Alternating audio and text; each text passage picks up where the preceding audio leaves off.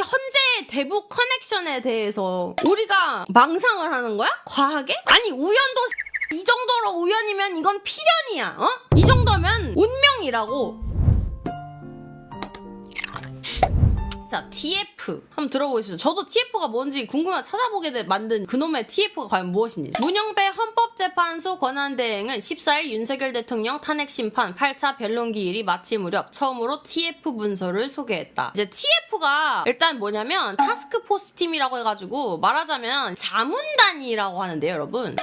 헌법재판관에게 대본을 주는 TF팀의 정체는, 자, 자문단의 정체는 한번 들어봅시다. 이게 제가 진행하는 대본입니다. 이거 제가 쓰는 게 아닙니다. TF에서 다 올라온 거고 이 대본에 대해서 8분이 다 이의를 제기하지 않기 때문에 제가 말하는 거지 거기서 대포차하는 것은 없습니다. 문영배 헌법재판소 권한대행은 14일 윤석열 대통령 탄핵심판 8차 변론기일이 마칠 무렵 처음으로 TF 문서를 소개했다. 자신은 대본에 따라 재판을 진행한다면서 대본을 들어 재판정의 모두에게 공개한 것이다. 근데 이게 말이 됩니까, 여러분? 헌법재판소 위에 군림하는 집단이 따로 있고 이 사람들이 정해준 대로 재판을 진행한다는 게, 그걸 정해주는 대본이 있다는 게, 그거를 헌법재판소의 재판관들이 아무 이의제기 없이 그걸 따르고 그대로 재판을 진행하고 있다는 게 왜 문제가 되는지 알아봅시다. 헌법재판관에게 누가 대본을 제공하는지, 혹시 헌법재판연구원이 TF를 구성해서 모든 방향을 설정하고 헌법재판관은 그냥 꼭두각시에 불과한 것은 아닌지 온갖 추측이 난무하고 있다. 일단 현재까지 밝혀진 것은 헌법재판소 TF는 현재 선임 헌법연구관이 팀장을 맡고 있으며 구성원은 10명이라는 보도가 나와 있다. 헌법연구관은 헌법재판관과는 별도로 헌법재판소가 임명한다. 헌법재판관의 재판 진행 결과 판결에 영향을 미치는 온갖 결정을 하는 부서가 따로 있다는 것은 상당히 충격적이다. 자, 선임 헌법연구관이 팀장을 맡고 있대요. 여기 강신업 TV에 나온 건데, 부석수장연구관 김소연, 선임 부장연구관 임성희, 공보관 겸임 이진, 헌법재판연구원 연구교수부장 이승환, 헌법재판연구원 연구교수부 제도연구팀장 서세인, 헌법재판연구원 연구교수부 기본권 연구팀장 김참, 헌법재판연구원 연구교수부 교육팀장 박대규, 선임 헌법연구원 오헌, 박세영, 이미래, 남상규, 이진철, 황지섭 이렇게 있고요. 이 TF에서 이번 윤 대통령 탄핵 심판을 생중계하지 않기로 결정했고 한덕수 전 대통령 권한대행이 헌법재판관 임명 여부도 따졌던 것으로 알려진다. 논란이 됐던 재판 일정을 헌재 마음대로 촉박하게 지정한다거나 내란죄를 탄핵소추 안에서 빼버린다거나 부정선거 관련 증거 요청을 모두 기각한다거나 등의 모든 결정이 TF에서 나온 것인지도 관심사다.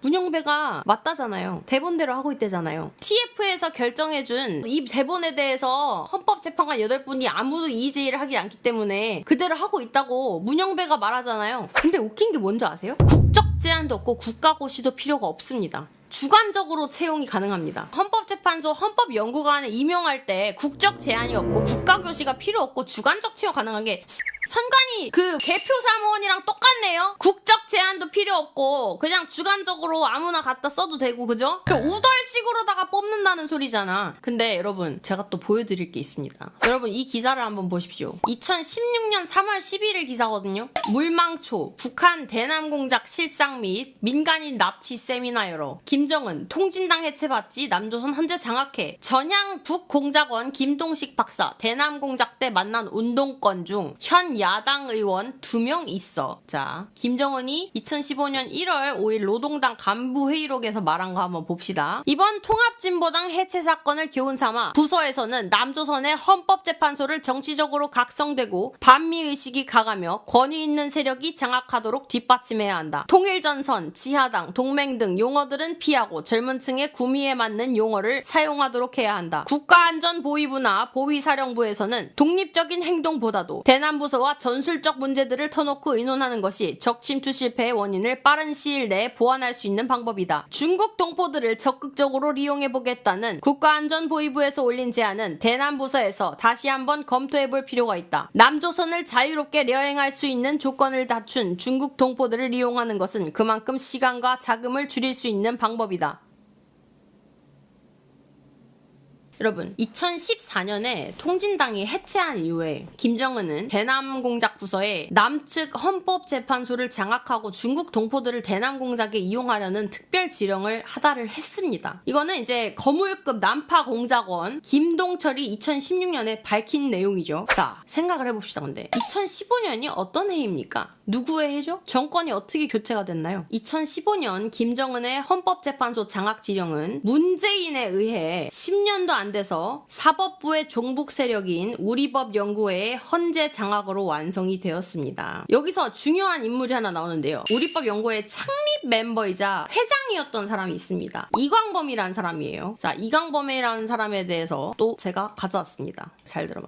윤석열 대통령 탄핵 심판 사건에서 국회 측 대리인단에 LKB 소속 변호사들이 다수 포함된 것이 확인됐다. LKB 소속 변호사라고 하잖아요. LKB가 로펌인데 여기가 지금 이 이광범이가 대표로 있는 곳이에요, 여러분. 여기는요. LBK 출신 인사들이 헌법재판소와 공수처에 다수 포진해 있습니다. 실질적으로. 그 헌법재판소 그 재판관들이랑 공수처 관련 애들 있잖아. 얘네들이 여기서 이제 은퇴를 하면은 어디로 가냐? 이제 LKB로 가요. 밥 먹여주는 곳이에요. LBK의 대표 변호사로 활동 중인 김희준 변호사, 헌법재판소 연구관, 헌법재판소에 근무했던 일부 인사들이 이후 LBK로 합류한 사례가 있으며 이를 통해 헌재와 LBK 간의 긴밀한 네트워크를 의심하는 여론이 들끓고 있다. 일부 언론에서 헌재를 LKB의 파견소로 비교하며 강도 높은 비판을 제기하기도 했다. 공수처와의 연관성을 봅시다. 최장우 검사, LKB 출신으로 2023년 10월 공수처 검사로 임명. 공수처는 현재 정원 25명 중 검사 14명만 재직 중이며 특히 부장검사 정원 7명 중 2명만이 근무하고 있는 상황인데 이러한 제한된 인력 구성 속에서 LKB 출신 검사가 공수처 내에서 미칠 영향은 상대적으로 클 수 있다는 지적이 나오고 있다. 공수처 내 LKB 출신 인사의 존재는 공수처와 LKB의 긴밀한 관계를 의심케 하는 주요 이유로 거론되기도 한다. 이 새끼들이 막 나가는 이유가 어디서 나온지 이제 알겠지? 다 같은 한 통 속인 거야. 이 LKB라는 이 이광범이의 이 덩어리에서 파생된 거야. 어?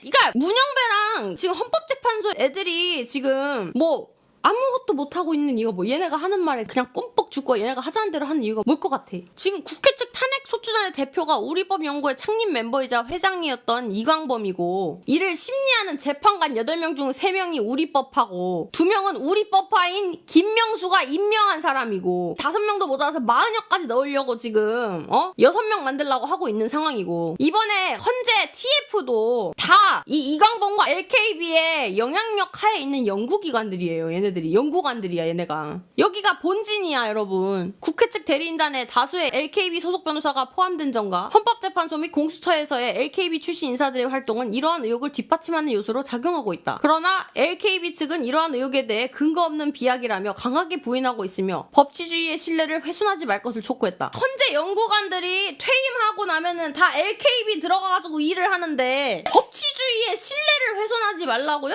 이 LKB가 전신인데 그 우리법 연구회에 어떻게 관계가 없냐? 이게 다 우연이라고 생각합니까, 여러분? 그 우리법 연구회 창시자이자 회장이었던 이광범이 LKM 파트너스 대표고 헌재 관련자들, 공수처 관련자들이 얘네가 은퇴하면 다 LKM 들어가고 헌재 TF에 있는 관련자들도 지금 LKB의 영향력 안에 있는 사람들이고 아니 이 헌재의 대북 커넥션에 대해서 우리가 망상을 하는 거야? 과하게? 아니 우연도 이 정도로 우연이면 이건 필연이야.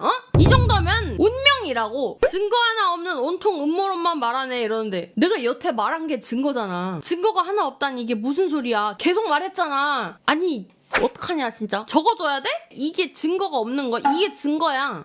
우리법 연구회라서 문제라는데 우리법 연구회가 좌편향 성격이다. 좌편향적 판결 내린 기다려봐. 실제로 우리법 연구회 판사들은 각종 판결에서 이념성을 여지없이 드러냈다. 예컨대 노정희 대법관은 현대차 불법 파업의 손해배상 소송에서 금속노조 조합원 4명이 20억 원을 배상하라는 원심을 깨고 조합원 손을 들어줬다. 파업에 참여한 정도가 각각 다르니 배상도 다르게 해야 한다는 건데 이 판결대로라면 기업은 노조가 불법 파업을 해도 손해배상을 받기가 어려워지고 민주당이 통과시키려는 노란봉투법이 굳이 필요 없어진다. 2020년 이재명 경기도지사의 허위사실 공표 재판에서 대법원이 원심을 깨고 무죄 취지의 파기환송을 이끌어낸데도 대법원장 김명수와 노정희 이 두 우리법 연구회 법관이 무죄 의견을 낸 것이 결정적이었다. 더 황당한 점은 당시 이재명 병원을 맡은 LKB가 또 나왔죠? 또 나왔어! 우리법 연구회 회장을 지낸 이강범이 만든 로펌이며 조국과 김경수 등 문재인 정권 실세들의 변호를 독점했다는 사실이다. 그 뒤 노정희는 선관위원장으로 뽑혀서 대선에서 소코리 투표 논란을 일으키는 등 그 나름의 활약을 했고 이강범도 결국 탈락하긴 했지만 유력한 초대 공수처장 후보로 물망에 오른 것을 보면 우리법 연구회를 단순히 법을 연구하는 조직이라고 보긴 어려울 것 같다. 어떻게 생각하세요? 내가 다 적어줄게 진짜. 못 믿겠다는 분들 위해서 내가 진짜 이 팩트만 다 적어줄게. 팩트만. 팩트 적어드리는 거니까 이거 가지고 막 음모론 어쩌고 하시는 분들은 내가 지금 심한 말 하려다가 참는 거야. 이재명이랑 똑같은 소리 하려다가.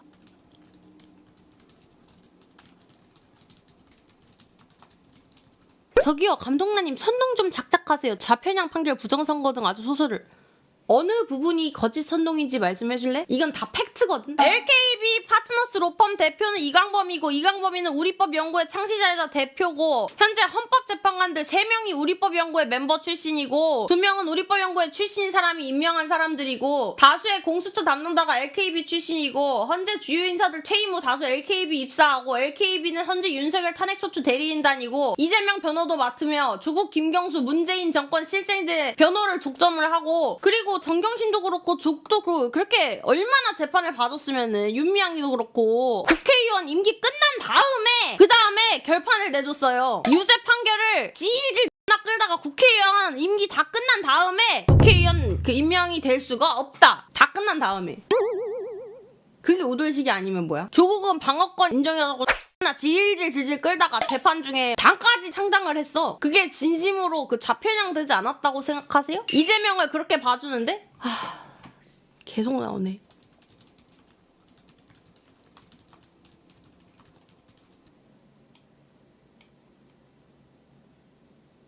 나 진짜 궁금해서 그런데 어떻게 바로 세워줘?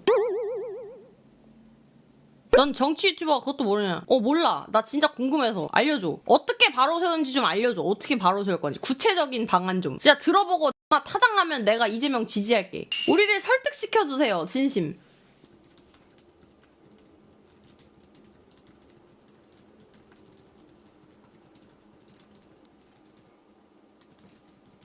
나 많은데? 한두 개가 아니야. 이런데도 이게 카르텔이 아니야? 어?